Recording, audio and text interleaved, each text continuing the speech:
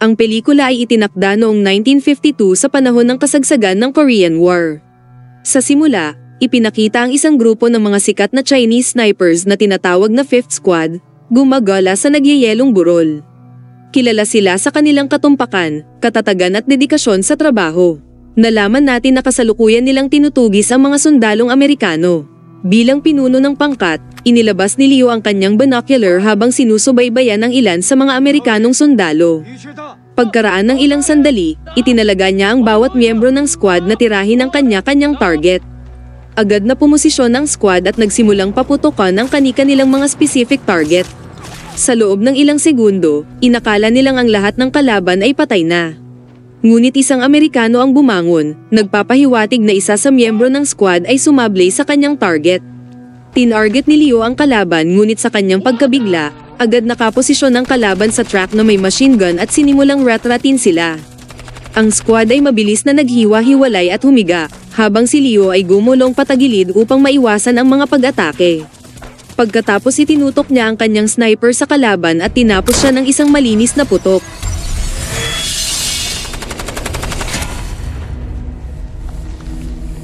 Sa ibang lugar, isang grupo ng mga sundalong Amerikano ang makikita sa kanilang barracks na naghahanda sa isang misyon. Ang kanilang superior na si Captain Williams ay lumapit at nagtanong kung sino ang nagbigay sa kanila ng utos na umalis. Pagkatapos ay nalaman niya na isang sundalo na nagngangalang John ang ipinadala ng Kongreso para subaybayan ang grupo ni Leo na Fifth Squad. Lumalabas na hawak palang bihag ni John ang dalawa sa mga intelligence agent ng Fifth Squad bilang hostage para sa kanyang planong pabagsakin si Leo. Gayunpaman si Captain William ay tila hindi nasisiyahan sa bagay na ito, sa paniwalang ginagawa lang ito ni John para sa katanyagan. Sa isang malamig na umaga, makikita ang Fifth Squad sa kanilang barracks na nag-uusap habang humihigop ng mainit na mangkok ng sopas. Di nagtagal, dumating si Leo at ipinaalam sa kanila ang kanilang bagong misyon. Isang masamang balita nang mapag-alaman nilang tinambangan ng mga kalaban ang isa sa kuta nila kung saan marami ang namatay at bukod pa dito ay binihag din ang dalawa sa kanilang intelligence agent. Kaya, kailangan nilang magtungo sa lambak kung saan naganap ang pananambang at ibalik ang mga dinakip na intel. Agad na naghanda ang mga sundalo, gayunpaman, inutusan ni Leo ang isa sa kanila na nagngangalang Dayong na manatili. May ilang reporter pala na darating para interviewin si Leo pero dahil abala siya, gusto niyang manatili si Dayong upang siya ang humarap sa mga interviewer dahil siya lang sa grupo ang nakapag-aral. Nais ni Dayong na magtungo sa war zone at iligtas ang kanyang mga kaibigan, ngunit hindi rin siya maaaring sumalungat sa utos ng kanyang kapitan. Ilang sandali pa ay dumating na ang mga reporter at nagtanong sila kay Dayong ng ilang katanungan tungkol sa Fifth Squad partikular na kay Leo. Gayunpaman, tumugon si Dayong sa pamamagitan ng pagpapahayag ng kanyang pagkabigo dahil hindi siya isinama sa misyon. Lumalabas na ang kanyang matalik na kaibigan na isa ring intelligence agent ay ilang linggo nang nawawala, kaya malamang kabilang siya sa mga nabihag ng Amerikano. Sa matinding pag-aalala nito para sa kanyang best friend, ayaw na niyang ipagpatuloy ang pakikipanayam kaya nakiusap siya sa isa pa niyang kasamahan na sa kanya na lang ipaubaya ang mga interviewer. Nakaramdam ng simpatsya, sa wakas ay hinayaan na niyang umalis si Dayong. Makalipas ang ilang oras ay nahabol ni Dayong ang Fifth Squad. Hindi masaya si Leo na makita siya doon, ngunit gayunpaman hindi na siya nagsalita ng anuman at patuloy na nagmarcha. Narating na nila ang lambak at mula sa malayo, ginamit ni Leo ang kanyang binocular at namataan ang dalawang mga katawan sa lupa. Kinilala niya ang isa sa kanila bilang si Liang. Pagkatapos ay inutusan niya ang squad na magpatuloy habang mananatili siya sa likuran para magmasid. Sa kabila ng malinaw na panganib, ilang squad ang isinugal ang kanilang buhay at sinimulang buhatin ang mga bangkay. Sa kasamaang palad habang sila ay naroroon, napansin ni Leo ang isang liwanag na umaaninag mula sa mga trench. Napagtanto na sila ay nahulog sa isang bitag, sinigawan niya ang squad na dumapa ngunit huli na ang lahat. Nagpaputok ang mga Amerikano at 3 sa miyembro ng Fifth Squad ay napatay habang ang iba ay tumakbo at nagtago. Si Yi, isa sa mga nakaligtas na miyembro, ay napansin ng kanyang kaibigan na dumudugo ng husto at nagpa siya na tulungan siya. Tinanggihan ni Captain Leo ang pahintulot ngunit nakapagdesisyon na si Yi. Naghagis si Dayong ng first aid kit sa kanyang direksyon, ngunit sa kasamaang palad bago pa ito makuha ni Yi, siya ay nabaril at napatay.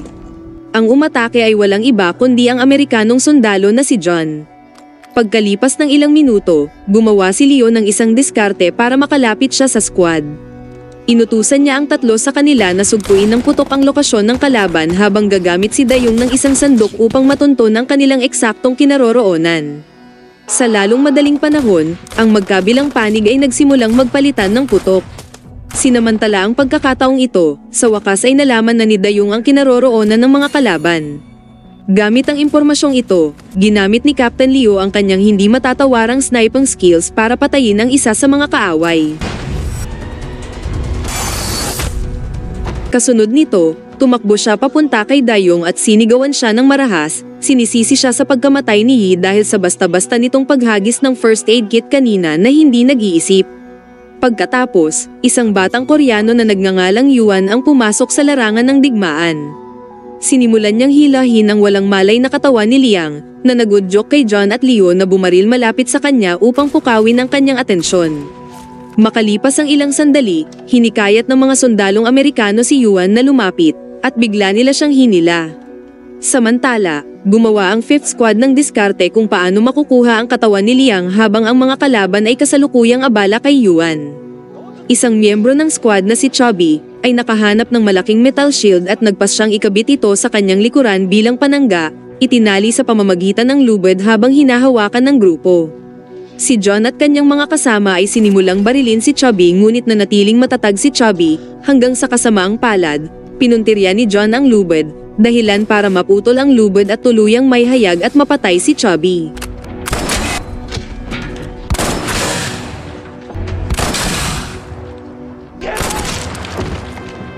Sa pagkasaksi nito, labis na nagdalamhati ang natitirang miyembro ng 5th Squad.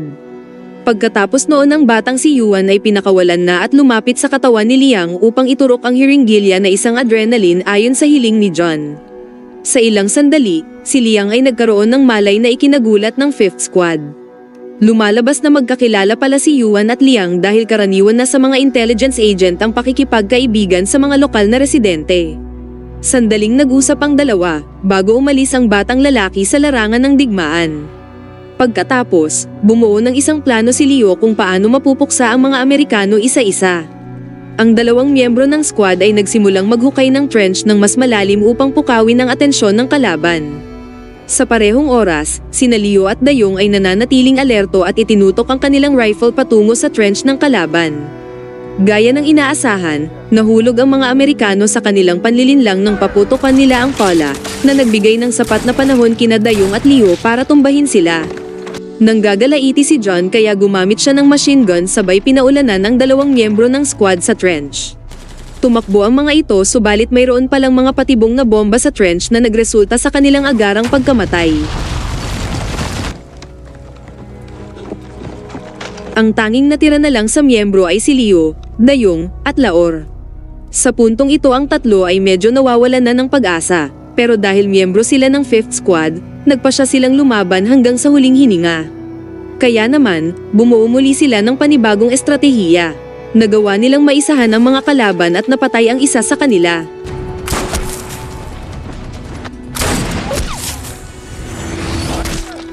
Pagkatapos muling nagsama ang tatlo, napansin nila na ang adrenaline na itinurok kay Liang kanina ay humihina na ang bisa dahil unti-unti nang nawawalan ng malay si Liang. Kaya, nagsimula silang umawit ng isang makabayang kanta para panatilihing gising si Liang. Samantala, isa sa mga Amerikanong sundalo na si Jack ay nagsimulang magsalita ng Chinese gamit ang loudspeaker phone. Nais niyang makipagnegosasyon sa 5th Squad na ibabalik nila ang katawan ni Liang sa kanila, ngunit ang kapalit ay ang kanilang leader na si Leo. Walang pag-aalinlangang pumayag si Leo sa alok, sa kabila ng malaking posibilidad na maaaring isa lamang itong panloloko. Pagkatapos ay ibinaba niya ang kanyang armas at dahan-dahang lumakad sa base ng kaaway, habang si Laor, na siyang nakatalaga sa pagkuha ng katawan ni Liang, ay sinamahan si Leo mula sa likuran. Matapos maglakad ng ilang saglit, huminto si Leo at hinudyatan ng grupo ni John na dapat mauna nilang kunin ang katawan ni Liang bago siya magpatuloy. Sumang-ayon si John kaya sinimulan ni Laor buhatin ang sugatang ahente sa kanyang likuran. Dahil dito, ipinagpatuloy din ni Leo ang kanyang paglalakad patungo sa base ng kaaway nang biglang nabaril si Laor ng hindi kilalang puwersa na ikinagulat nilang lahat. Galit na galit sa kanilang pagtataksil, naglabas ng granada si Leo at tumakbo patungo sa base ng kaaway.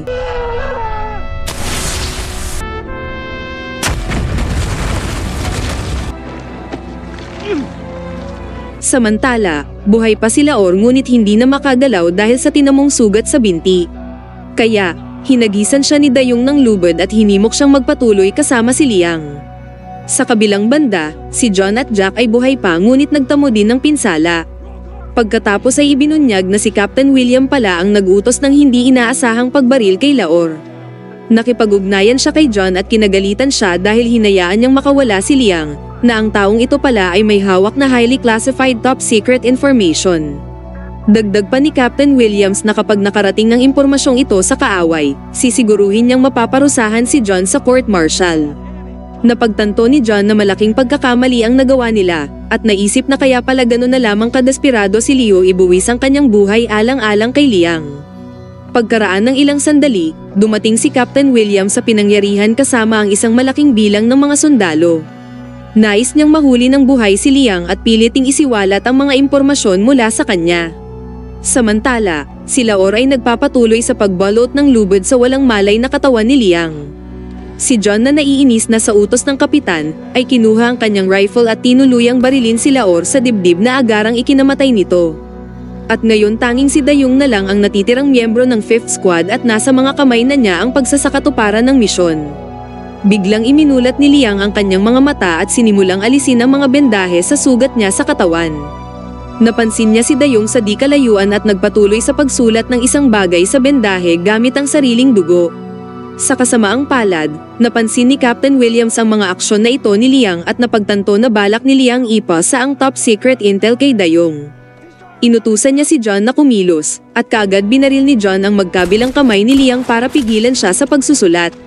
Dahil sa takot sa pangyayari, tumakas si Dayong habang ang mga tropa ng Amerikanong nakapaligid sa lugar ay sumulong upang hulihin ang halos walang buhay na si Liang.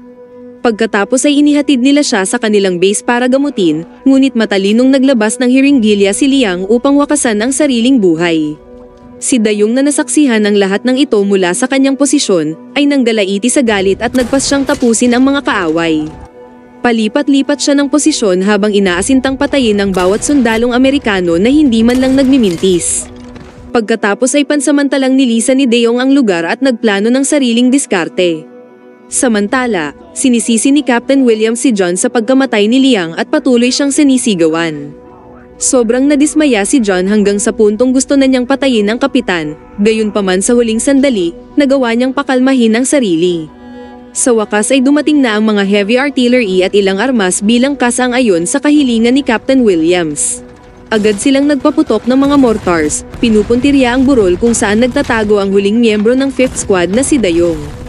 Buti na lang at nasa salungat na posisyon na pala si Dayong at may magandang anggulo kay Captain Williams. Agad niya itong binaril kasabay ng pag-slow motion ng bala sa hangin, kung saan tinamaan ng kapitan sa ulo at pinatay ito. Nagpanik ang tropa ng mga Amerikano dahil naisahan sila ni Dayong. Kaya naman, bumaling sila sa kanilang senior na si John para sa karagdagang utos. Pagod na si John sa larong ito at gusto niya na raw tapusin ang trabaho ng mag-isa. Kaya inutusan niya ang lahat ng tropa na umatras at humiling ng isang tangke na gagamitin niya. Di nagtagal, ang batang lalaki na si Yuan ay muling nagtungo sa lambak upang hanapin si Liang. Sa kasamaang palad para sa kanya, napansin niyang patay na ang kanyang kaibigang sundalo at nagsimulang umiyak. Sa biglaang pagsulpot ni Yuan, isang ideya ang sumagi sa isip ni John. Siya at kanyang partner na si Jack ay dinukot si Yuan, umaasang mapipilit nila ang bata na magbigay ng peking pahayag sa court-martial. Gayunpaman, hindi pa rin tapos si Dayong sa kanila. Binaril niya ang bomba malapit sa tangke, dahilan upang kumalas ang gulong ng tangke at tumigil ito sa pag-abante. Pumasok ang usok sa loob na nagpahirap kina John makahinga. Sa kabila nito, nagpasya pa rin silang manatili sa loob, at nagawa pang makita si Dayong mula sa bulletproof na salamin. Agad na kinargahan ni Jack ng bala ang machine gun ng tangke at sinimulang paulanan ng pag-atake si Dayong. Ngunit si Dayong ay masyadong maliksi at binaril ang lahat ng bulletproof na salamin para hindi siya makita ng mga kalaban. Gayunpaman, tinamaan siya ni John sa likuran. Sa pag-aakalang patay na si Dayong, bahagyang binuksan ni Jack ang hatch ng tangke. Ngunit sa di inaasahan ay sinalubong siya ng nag-i-slow mo na bala sa ere na sumapul sa kanya sa noo. Galit na si John at nagpas siyang tapusin na ito. Inihanda niya ang 2 rifle pagkatapos ay nagtungo sa ilalim ng tangke. Samantala, gumapang ang sugatang si Dayong patungo sa kalapit na bato habang duguan. Pagkatapos naglagay siya ng ilang bendahe sa kanyang sugat at binalot ito ng kanyang sinturon para pigilan ang pagdurugo. Makalipas ang ilang sandali, naghagis siya ng granada kay John ngunit hindi ito umabot. Habang tinatawanan siya ni John sa nabigong pagtatangka, nagpakilala siya at pinuri si Dayong para sa kanyang impresibong shooting skills. Nagtanim din siya ng decoy sa pagitan ng mga gulong ng tangke, umaasa na maiisahan niya si Dayong. Gayunpaman, hindi basta-basta mahuhulog si Dayong sa ganitong klaseng patibong, at sa halip, ginamit niya ang lumang spawn trick na itinuro sa kanya ni Captain Liu.